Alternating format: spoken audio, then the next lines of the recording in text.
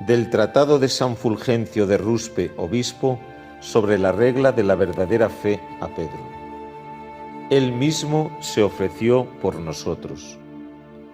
En los sacrificios de víctimas carnales que la Santa Trinidad, que es el mismo Dios del Antiguo y del Nuevo Testamento, había exigido que le fueran ofrecidos por nuestros padres, se significaba ya el don gratísimo de aquel sacrificio con el que el Hijo único de Dios, hecho hombre, había de inmolarse a sí mismo misericordiosamente por nosotros. Pues según la doctrina apostólica, se entregó por nosotros a Dios como oblación y víctima de suave olor. Él, como Dios verdadero y verdadero sumo sacerdote que era, penetró por nosotros una sola vez en el santuario, no con la sangre de los becerros y los machos cabríos, sino con la suya propia. Esto era precisamente lo que significaba aquel sumo sacerdote que entraba cada año con la sangre en el santuario. Él es quien en sí mismo poseía todo lo que era necesario para que se efectuara nuestra redención, es decir, Él mismo fue el sacerdote y el sacrificio. Él mismo fue Dios y templo, el sacerdote por cuyo medio nos reconciliamos, el sacrificio que nos reconcilia, el templo en el que nos reconciliamos, el Dios con quien nos hemos reconciliado. Como sacerdote, sacrificio y templo, actuó solo, porque, aunque era Dios quien realizaba estas cosas, no obstante, las realizaba en su forma de siervo.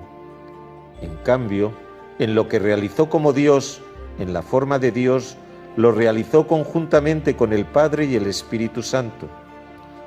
Ten, pues, por absolutamente seguro, y no dudes en modo alguno, que el mismo Dios unigénito, Verbo hecho carne, se ofreció por nosotros a Dios como oblación y víctima de suave olor, el mismo en cuyo honor, en unidad con el Padre y el Espíritu Santo, los patriarcas, profetas y sacerdotes ofrecían en tiempos del Antiguo Testamento sacrificios de animales, y a quien ahora, o sea, en el tiempo del Testamento Nuevo, en unidad con el Padre y el Espíritu Santo, con quienes comparte la misma y única divinidad, la Santa Iglesia Católica no deja nunca de ofrecer por todo el universo de la tierra el sacrificio del pan y del vino, con fe y caridad.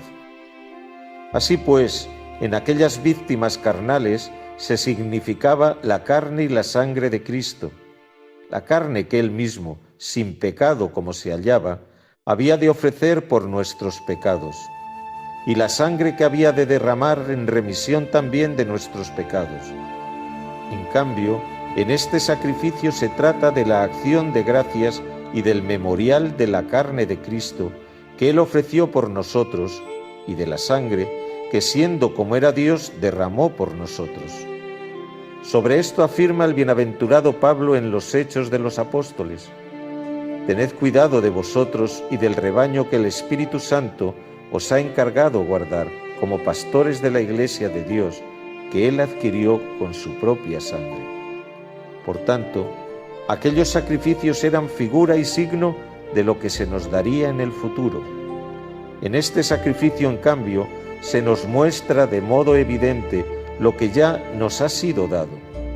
En aquellos sacrificios se anunciaba de antemano al Hijo de Dios que había de morir a manos de los impíos. En este sacrificio, en cambio, se le anuncia ya muerto por ellos, como atestigua el apóstol al decir: cuando nosotros todavía estábamos sin fuerza, en el tiempo señalado, Cristo murió por los impíos. Y añade: cuando éramos enemigos, fuimos reconciliados con Dios por la muerte de su Hijo. Oremos.